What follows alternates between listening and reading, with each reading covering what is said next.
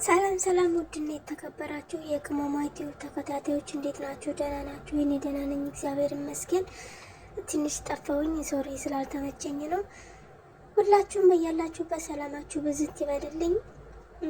ሰብስክራይብ፣ ላይክ፣ ሼር በማድረግ እያበረታቱኝ ክፍል 2 የኔ ታሪክ ክፍል 2 እቀጥላለሁ ማለት ነው እንደ እግዚአብሔር መልካም ፍቃድ። ያቆንኩት መሸኛ ምናምን አመጣሁኝ፣ ትምህርት ጀመርኩኝ ማለት ነው። ትምህርት ጀመርኩኝ። እዚያ ብዙም አልቆየሁም። ትምህርት እየተማርኩኝ ያው በወር እረፍት ወጣ ነበር ማለት ነው። እረፍት ብዬ ወደ አክስቴ ቤት ሄድኩኝና ስሄድ መንገድ ላይ ምን ገጠመኝ? በጣም ያስፈራልና ሰፈሩ የሆነ ጫካ ነገር አለው። ብዙ እንትኖች ቀለበት መንገድ እየተሰራ ስለነበር ጫካ ነው፣ ብዙም ሰው አይኖርምና 5-6 ሰዓት አካባቢ ላይ ነው እየሄድኩኝ እረፍት አክስቴ ጋር ላሳልፍ መንገድ ላይ የሆነ ሰው ያዘኝ ማለት ነው።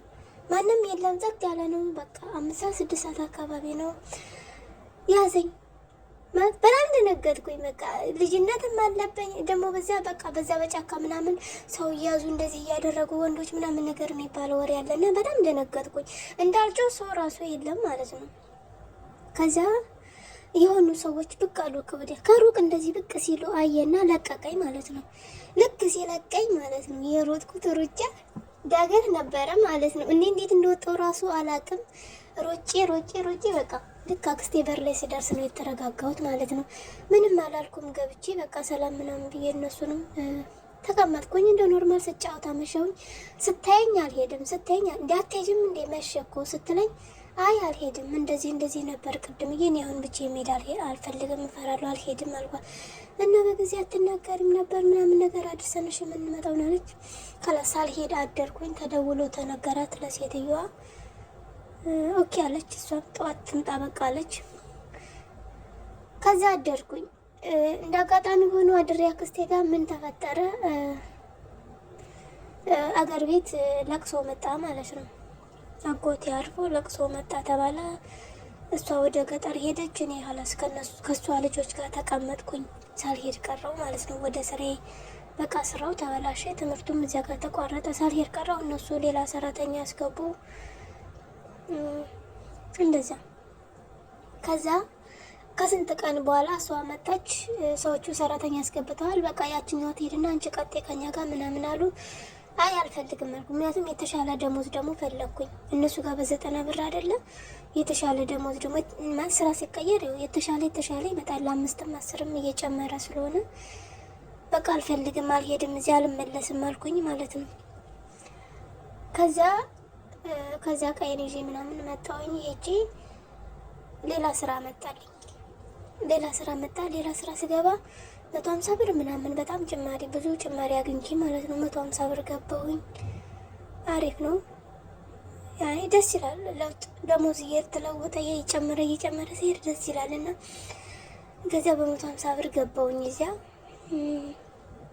ስራ ብዙ አልሰራም። ያው መላላክ ምናምን ነገር እንደዚህ ነው እንጂ ልብስ የሚያጥብላት ምናምን ሌላ ሰው አላ ሴትዮዋ። እኔ ለመላላክ አንዳንድ ነገሮችን ያው ልጅ ስለሆንኩኝ ለትእዛዝ ነው የምሆነው። እንደዛ ገባሁኝ። እየሰራሁኝ እዚያ አየው ትምህርቴ ስለተጓጎለ ማለት አጎል ሰዓት ላይ ነው፣ ህዳር ላይ ነው፣ ታህሳስ ላይ እንደዚያ ነገር ነው የተቋረጠው ማለት ነው ትምህርት። እዚያ መጥቼ እንደገና መሸኛ ምናምን ብዬ አልጀመርኩም ትምህርቴን ማለት ነው። ከዚያ በ150 ብር እየሰራሁኝ ፋሲካ ደረሰ። ለፋሲካ ቤተሰብ ጋር መሄድ እፈልጋለሁ ብዬ ቤተሰብ ጋር ሄድኩኝ ማለት ነው። ገጠር ሄድኩኝ። ገጠር ሄጄ ወደ አዲስ አበባ እንድመለስ አልፈለገችም እናቴ። ማለት እዚያው በቃ ትዳር ይዤ ምናምን እንድቀመጥ ፈለገች። ማስኛ ጋር ያው በልጅነት ነው የሚዳሩት። እኔ እንደውም አዲስ አበባ መጣሁበት ሰዓት ራሱ ማለት ባል መጥቶልኝ ነበረ፣ እንደዚህ ታጭቼ ነበረ። ግን በቃ አልፈልግም ብዬ ነው የመጣሁት ማለት ነው። በልጅነት ስለሆነ የሚዳሩት። ከዛ እንደሄድኩኝ ተመልሼም በቃ ግቢ እዚሁ በቃ ተቀመጪ ምናምን በቃ ማለት በብዙ ነገር እናቴም ልታሳምነኝ ሞከረች እንዳልመለስ ወደ አዲስ አበባ ምናምን። አይ አልፈልግም እምቢ ብዬ መጣሁኝ። ተመልሼ ስመጣ እዚያ ቤት አልገባሁም፣ የሄድኩበት ቤት አልገባሁም። ሌላ ቤት ነው የገባሁት ማለት ነው። ሌላ ቤት ገባሁኝ። ቤት ስቀይር የደሞዝም ለውጥ አለኝ። ደስ የሚለው ነገር ደሞዝ ይጨምራል የሆነ ነገር። ሌላ ቤት ገባሁኝ። እዚያ ስገባ 180 ምናምን ብር ያው 200 ላለሁኝ። ከዚያ አራ ተወደደ ምናምን ሲባል ይቀንሳል። 180 ምናምን ብር ገባሁኝ። እዚያ ደግሞ በጣም አሪፍ ነበረ ማለት በቃ በጣም ጥሩ ናት። እንደ ትልቅ ሰው አይደለችም፣ ወጣት ናት። በስ እንደ እህቷ ነበር የምታየኝ ማለት ነው። ምንም የሰራተኝነት እንትን አይሰማኝም፣ እኔን አይሰማኝም። በቃ በጣም ጥሩ ነበረች። እዚያ ብዙ ጊዜ ተቀመጥኩኝ። 2 አመት ምናምን ተቀምጬ ነው ከሷ ጋር የወጣሁትኝ። ልጇ 2 ወር ምናምን አራስ ሆኖ ነው የገባሁትኝ። በጣም ነው የሚወደኝ። እንዲሁም ከእናቱ በላይ እኔን ነበር የሚያቀርበኝ እስካሁን ድረስ ማለት ወደዋለሁኝ። አሁን እንኳን አሜሪካ ሄዶ ነው ያለው። የተሻለ ኑሮ ላይ ናቸው እነሱ። ግን እንጠይቃቸዋለሁ፣ እንጠያየቃለን። እኔ እሷም ተወደኝ ነበር፣ እኔም ወዳት ነበር። ከዚያ ቤት በምን አጋጣሚ ወጣሁኝ። እህቶቹ አብረው ነበር የሚኖሩት ማለት ነው። የእሷ እህት ባሏ አሜሪካ ነው የሚኖረው። እሷ ስራ ሰራም ያኔ ብር እየላከላት ነው የአስቤዛ ቤት ኪራይ ምናምን የኔ ክፍያ ምናምን ማለት ነው የምትኖር የነበረው። ከዚያ እህቶቿ መጥተው ከእሷ ጋር መኖር ጀመሩ። እህቶቿ ማለት አንዳንድ ሰው አይረዳም። አንዳንድ ቤተሰብ ችግራችንን አይረዷትም። እሷ እህቶቿ እንደሚኖረው አያውቅም ባሏ። እሷ እህቶቿን ያመጣቸው የተሻለ ያው እዚህ ከሌላ ከክፍለ ሀገር አዲስ አበባ ይሻላል በሚል እዚያ እንዲማሩ ምናምን እንዲለወጡ በሚል ነውና እነሷ አይረዷትም፣ አያስቡላትም። ስለ ቤት ምንም ነገር አያስቡም ምናምን ነገርና ስትናደድ ምናምን እኔን ትቆጣኛለች። የእነሱን ቁጣ የእነሱን እልህም እኔ ላይ እንትን ትል ነበር ማለት ይገባታል። ከተናገረችኝ በኋላ እቺ ልጅ እኮ በእናንተ ጋር እንደዚህ ያረኳት ብትሄድብኝ ሲሆነ ነገር ትላለች ማለት ነው። በቃ ብዙ ጊዜ ማለት ልጆቹ አይረዱም። በቃ እንደውም ልጅቷ ምን አለችኝ አንድ ቀን በቃ ማለት እኔ ጥሩ ነኝ፣ እሷ አትረዳም። እኔ በትምህርት የማታ ትምህርት እሷ ጋር ጀምሬያለሁ፣ ጎበዝ ነኝ። ልክ ስሬዝ ጨርስ ቁጭ ብዬ ነው ማጠናው። እህቷ እንደዚህ አይደለችም። ከዚያ እኔን አርአያ እያደረገቻት እስኪ ያት እሷን እንደ እሷ ጎበዝ አትሆኝም የሆነ ነገር ምናምን ነገር እሷ ጥሩ ናት ፈጣን ናት ምናምን ስትላት አላረል በቃ አንቺ ከሌለሽ ለእኔ ጥሩ ትሆንልኛለች የሚል እንትን ውስጡ አድሮባት ነው መሰለኝ። ማለት አድሮባት ነው ብዬ ነው የማስበው። አንዳንድ ሰው የሚሞገስ ሰው ካለ ቤት ውስጥ እሱ ባይኖር እኮ እኔ እንደሱ በሱ ቦታ እኔን ሊወደኝ ይችላል፣ ያ ሰው ለእኔ ቦታ ሊኖረው ይችላል ብሎ የሚያስባልና እንደዚያ እንትን ብሎባት። ከዚያ ምን አለችኝ አንድ ቀን ስትቆጣ ምናምን ነገር አሁን እኮ አንቺ ወይኔ እኮ ባንኖር እንደዚህ አትቆጣም አትበሳጭም ምናምን ነገር አለችኝ ማለት ነው። እኔ ከዚያ ቤት ልሄድ አልፈልግም።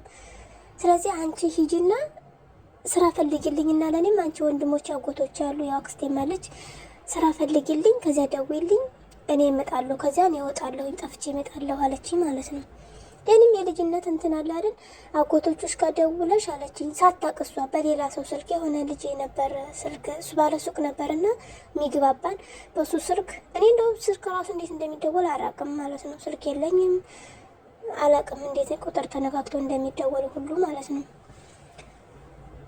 ከዚያ እንደውልለትና እሷ ሳታቅ ደውለሽ የሆነ ለቅሶ አለ ወይ ምናምን ብለው እንዲነግሩሽ አድርጊ ስትለኝ ኦኬ አልኳት። እሺ አልኩና ደወልኩላቸውና በኋላ በእሷ ስልክ ደውለህ ለቅሶ አለ ክፍለ ሀገር ለቅሶ አለ ልንሄድ ነው ተዘጋጂ በላት ለሷን የመውጣት እፈልጋለሁ አልኩኝ ማለት ነው ለወንድሜ ደውዬ።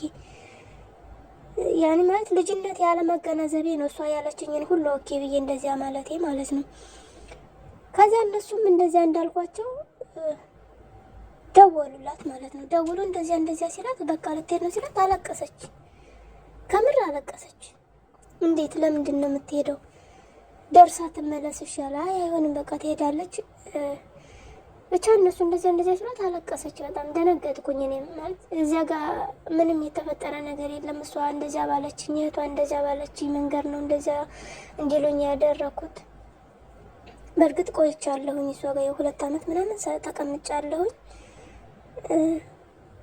ከዚያ በቃ እነሱ መጡ ሊወስዱኝ። ከሩቅ ነው ጀሙ የሚባል ሰፈር ነው የገባሁት። አጎቶች የሚመጡት ከሩቅ ሰፈር ነው። ከዚያ ሰፈር ድረስ የመጡት እኔ እንዲወስዱ ነው በማያውቁት ሰፈርና በቃ መጡና ስታለቅስ አዩዋትና ከቤት ከወጣን በኋላ ቸው ላይ ምናምን ነገር አልቀሳ ከሸኘችኝ በኋላ በቃ ትመለሻለሽ አሉኝ። 1-2 ቀን ምናምን ተቀምጠሽ ትመለሻለሽ አሉኝ ማለት ነው። ኦኬ ብዬ እሺ ሄድኩኝ ማለት ከዚያ ምን ብዬ እመልሳለሁኝ ፈራሁ። ምክንያቱም የልጆቹ የእህቶቿን ምናምን ነገር እንትን ሳስበው አለመረዳት ምናምን ሳስበው በቃ እሷ ለእነሱ ጥሩ ናት፣ እነሱ ደግሞ ለእሷ ጥሩ እንትን የላቸውም ምናምን ነገር በቃ እኔ ለእኔ ቦታ ስላላት ምናምን እኔን እንትን የማለት ነገር ምናምን አለባቸውና አልፈለግኩትም መመለሱን። በቃ ፈጣሪ ያለው ነው የሚሆነው፣ ሌላ ስራ ገባለሁኝ ብዬ ማለት ነው። ከዚያ ሌላ ስራ ከዚያ ወጣሁኝ። ሳልመለስ ቀረሁ። ደውዬ ጠይቃታለሁ ምናምን ነገር ኢትዮጵያ እስካለች ድረስ እየደወልኩ ጠይቃታለሁ። ከዚያ ወደ አሜሪካ የባሏ ፕሮሰስ ጀምሮላት ነበር። ሄደች። ስትሄድ ቸዋልኳትኝ። በጣም ጥሩ ናት። እስካሁን ድረስ ታውራኛለች። አልነገርኳትም እንደዚህ ሰበብ ፈጥሬ እንደወጣሁም አልነገርኳትም። እነሱን ማገጫጨትም አልፈልግም ብዬ ማለት ነው። ከዚያ ደግሞ ወጥቼ በ300 ብር ስራ ገባሁኝ ማለት ነው።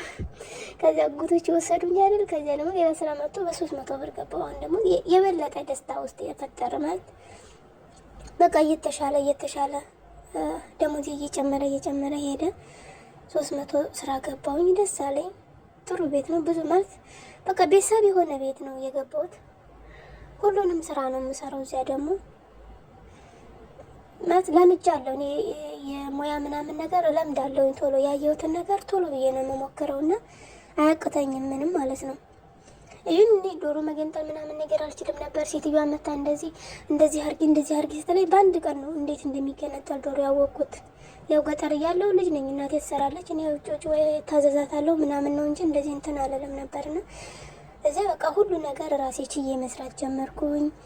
ከዚያ ትምህርት ግማሽ ላይ ነው አቋርጬ ከሷ ቤት ራሱ የሄድኩት ማለት ነው። ትምህርት እዛ መቀጠል አልቻልኩም። እንደገና ያ ግማሹ አመት ካለቀ በኋላ ቀጣይ አመት ላይ መሸኛ አምጥቼ ምናምን እዚያ ሰፈር ሄጄ ትምህርቴን ጀመርኩኝ ማለት ነው። እንደ አዲስ እንደገና ደግሞ 7ኛ ክፍል። ከዚያ ያው ህይወት እንደዚያ እያለ ቀጠለ። እዚያ ደግሞ 3 አመት ምናምን ሰራሁኝ። ያው ከዚያም ወጥቼ እንደገና ሌላ ቤት ገብቻለሁኝ። ህይወት አንዳንዴ ፈተና ነው እና ተመቸኝ፣ ደህና ነገሮች ተስተካከሉ ብለን ስንኖር በመሀል አንዳንድ ፈተናዎች መጥተው